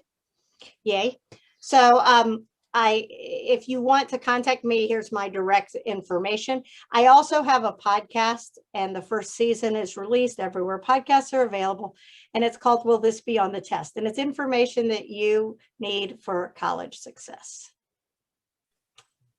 Cool. So I think with that said, we will leave Tolu, you can leave that slide on the screen. So people, you've heard a lot. I know it's been over 1 hour 45 minutes. If you have questions for the students, you can post your questions on the chat if you don't want to speak up. But I think it's a good time to ask questions on all the subject that has been covered today. And parents also, you could also ask your questions. So the floor is open to everyone. Maybe as people are still trying to come up with a question. So Ms. Betsy, let me ask this question. Sure. You said a lot about how we can identify our strengths, how the parents can help their kids identify their strengths. And I know that there's a tendency for us to see that the kids are more interested in hobbies than the real career path. How should a child or a student, how should they evaluate what is an hobby and what is a career? Oh, I think that's a great question. I think it's important that when a student is attracted to a hobby and they're drawn in, there's one of my favorite books, it's right here. It's called Flow by Csikszentmihalyi. Don't try to spell that last name. It's got a ton of consonants in a row. Flow this is an older book, but it's about the experience of optimal psychological experience. Have you ever been involved in doing something and you get so wrapped up in whatever you're doing, you lose track of time? When you're passionate about something, right? That's flow. I saved you, you don't have to read the whole book. Flow, but it's how do you find flow? So yes, thank you, Marianne. So you find that, and that is one of the things that leads to the spark that helps push people through the tough part. But how do you take a hobby? I think it's important to look at what the market will bear. And one of the tools that I like to use is say, okay, if this is what you like to do, how can you do it in the market? Who would your customer be? And no matter what, if you can't figure out who your customer would be, that's not a job. I'll often have people who work in a very big place like the bank, one of the banks, right? And I say, who's your customer? And they go, well, I mean, I'm within the bank and I do this. I said, who gets your work? Who gets the result of your work? If you do a great job, if you do a terrible job. And they go, oh, well, it's this organization to this organization. You have to know who that customer, even if it's within the bank and they don't pay you directly, who is that? And I think by looking at this from a business point of view, like I have several clients who during COVID have decided to paint, and they've made Etsy shops, and some of them are doing really well because apparently people want to buy paintings. Okay, great. But to say, wait a minute, what does the market look like? Or what could you do? Or how could you make money doing this? Another model that I often use, and we spoke about this when we were preparing for today, I have something, it's a triangle, and it's just P, I, and E. So there's at each corner, P, I, E, pie. And I did this because I had done a study at GE and for people who got a special early retirement option, and over half the people, they weren't necessarily sick or old or anything, half of the people within 1 year of getting early retirement, they either died or got divorced. And I went back into the data to say why. And as it turns out, these people did not have hobbies. They didn't have anything else outside of work. They worked a whole lot of hours. And when they got home, their family was not used to them being home and maybe didn't like it. I don't know. And some of them, because they had nothing else. So I recommend, based on this, and when I started my practice, it's a model that I use, a 3-legged stool will not rock, right? To always know what P, I, and E are. And I think your students can do this too. P would be potential. If I didn't have to make money, how would I spend my time? To list that, your passions, possibilities, that goes under P.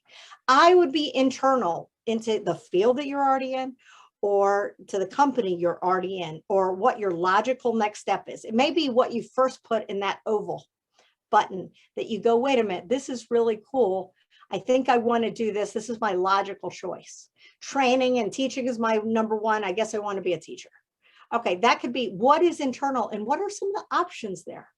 And then E would be external or entrepreneurial.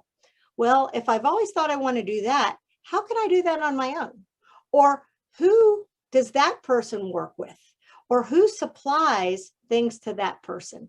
Kind of reaching out at all 3 of these ends to say, what are the possibilities and how do I evaluate a market? So did I answer your question? Yeah, I think you did. I think that was a very good one. I see someone posted a question. This is from Daily to Everyone. And the question is, are there other websites I can find out opportunities to shadow and have apprenticeship?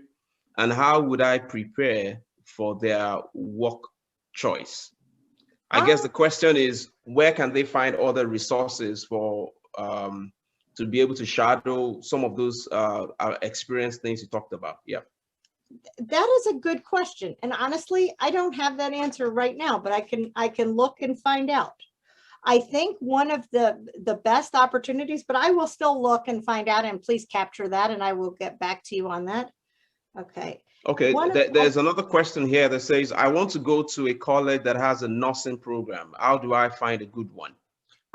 Okay. And with the college search thing, I will be glad to show you all of this as well. But one of the simple things you can do is the College Board, which is a company, not for profit, I believe.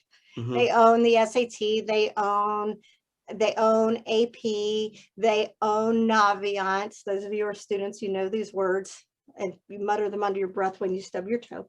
But it's a company, but they also have a website, Big Futures. Big Futures, you can search colleges by size, by cost, by programs, and you can see which schools have good nursing programs or sizable nursing programs or graduate the most people. And you can sort them by size, you can sort them from distance from your zip code, you can sort them by number of graduates. I'm trying to think what else. And just, I don't know if that person was in North Carolina or not, but a lot of students choose to go to ECU, East Carolina University in North Carolina. It's generally not super hard to get into. It also has a very strong medical program and nursing program, and it's an in-state option. So as far as the list price is much more reasonable than would be a private school. But yeah, I'll be glad to help you. Cool. Okay. People, do we have other questions? I think while people are posting the questions, I would say, Brother Tolu, can you post the QA? And can I mention one thing on the opportunities? Go ahead. I think this is for students, and then we have one for parents. If you would please take this survey, even if you haven't taken any of the other surveys. It's really important to me. I think there's an opportunity. You came to me and said, I want to do something for my community. And I'm excited that you took it upon yourself to say, I want to do this. This is important. And I appreciate you reaching out. I think there may be an opportunity within the church to have a database or something. So many people said, I'm willing to speak to people. I'm willing to find out about this. So that is not something that often people are willing to do. And I will find out, look to see what opportunities. I did meet with a woman 2 weeks ago, and I guess I'm meeting with her this following week. She is trying to put together something that will be online, so virtual only, unpaid, I don't like that part, internship this summer. And the companies don't pay, but the student does not get paid, but they get experience and they get some workforce training. Because this person, I think she's out of Houston. I will find out if she needs more people. This would be the first year. And I think it'd be a neat opportunity to get some of those skills. Honestly, in a job, usually they will teach you what you need to know to do that specific job, but you need to come ready, prepared, professional. And they may say, people are assumed that obviously you can search Google, or that maybe you're proficient with Google Docs or proficient with Microsoft products. If that's something that you just want to build up your skill set, that's always a good thing to do. And you want to learn quickly, but a lot of times it's just having the attitude that I'm willing to learn, I'm willing to get feedback, I'm willing to ask questions, and I'm willing to say to someone at the end of the day, hey, how do you think this went? How could I improve? And that's kind of what I want to hear from you guys today too, just even when we're talking about a presentation. Feedback, it's like playing Marco Polo in the pool. Did any of you ever play Marco Polo in the pool? You're in the pool, you're swimming, Marco. No one said polo, I chipped my teeth. I mean, just not good. If we don't get feedback, we don't grow, we don't change, we keep swimming. We're not the fish, and I guess Nemo's the name of the fish.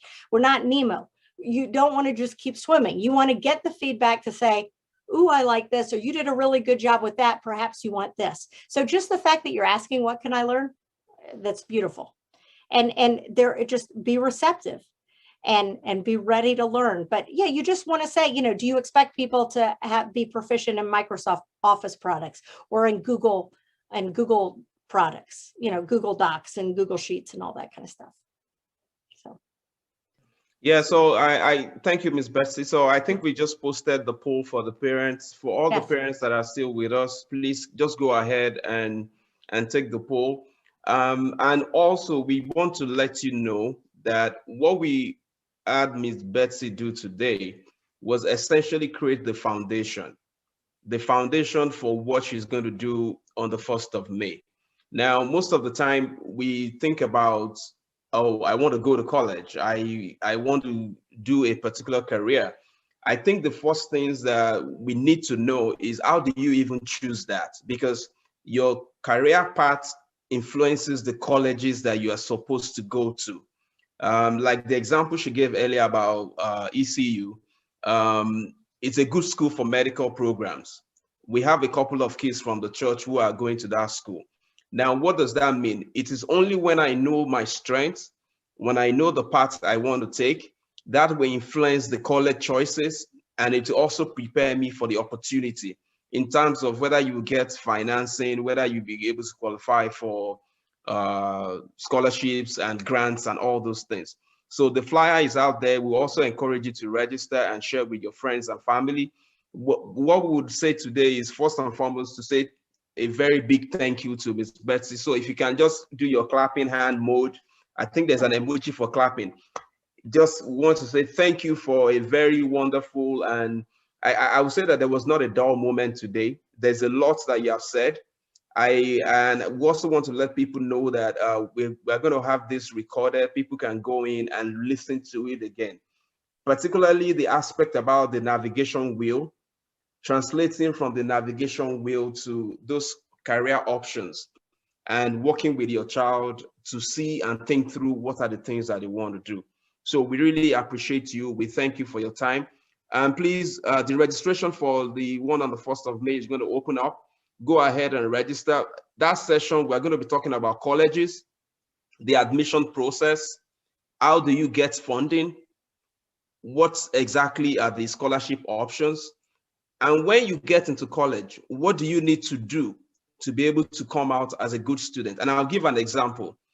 It is not enough to go to college and be a straight A student if your professors don't know you. Because when the employers come to school and they are looking for the best students who they want to give jobs to, they go to your professors first. So if you're a good student, you're doing well academically, but the professor does not know you, they don't have any engagement with you. So I know that in class, they rate you based on class participation.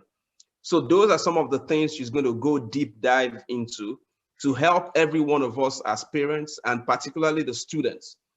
Even if you have a child who is in their first year of college, their second year of college, I can assure you they will benefit from the next session, because there's so much happening. The world is changing rapidly, and I think we all need to be nimble to survive what is going on. Ms. Betsy, I don't know, Tolu, can you post our website on the page again? For anybody, if you are interested in having a personal counseling session with her, that's what she does as a professional. You can reach out to her. But next week, on the 1st of May, God willing, we're going to have another session focused mainly on getting admission into college. How do you write your essays? For instance, when I spoke with her, she said something that I found very interesting. For example, majority of us on this call, we are immigrants. So when you're writing your essay, what are the things you can introduce in your essay that will make you stand out? So if you share an experience of when you and your parents visited Nigeria, you visited Ghana, you visited Liberia, those will will interest the admissions people. It's not the same when you write about your experience in Charlotte. Every other kid in Charlotte is writing about that. If you write about your experience from Minnesota or Chicago, every other kid is writing about that. So what exactly makes you a different person? So on the 1st of May, we're looking forward to everybody joining. We do appreciate you all spending the 2 hours with us today. And I don't know if Dr. Falaki or Brother Tulu wants to say anything. Thank you so much. Thank you, Ms. Betsy. Thank you so much for giving us this time. We really appreciate it. I have learned a lot myself, and I'm actually also taking notes for myself. And I'm sure a lot of parents did that also today. Mr. Adewoye said it all. This is just laying the foundation for us, not just our children, even for us. Some of us want to change careers. So this is laying a good foundation, what we need to look out for. We hope to see you all in 2 weeks. Like me, I have a daughter going to college in September. So I'm looking for ways to get money to pay for that, to pay for college. So I'm really excited about 2 weeks. I'm sure we'll be learning much more than we've learned today. So please make it a date with us. And we posted the registration link. Just start registering right now. Send it to your friends, to your family, to everyone that you think will benefit from it. Thank you so much, everyone. Thank you so much, Ms. Betsy. Thank you for the planning team. I appreciate you all. Thank you. Thank you. Okay, people, let's just say a word of prayer before we go. Father, we just want to thank you. We give you all the glory. We give you all the honor. We thank you because, Lord, today you have blessed us. Particularly, we're thankful for Ms. Betsy that you have used as a resource person to bless every one of us. Father, we ask, oh Lord, that our desires and the desires of our hearts concerning our own family, that you will meet all of them in Jesus' name. Father, we pray for everyone who has listened today. The Bible says it is better to be doers than just hearers. Daddy, we ask, oh God, for the grace to do some of the things we have learned today. Grant it to every one of us, for in Jesus' matchless name we have prayed. Amen. Thanks, everybody. See you on the 1st of May. Bye.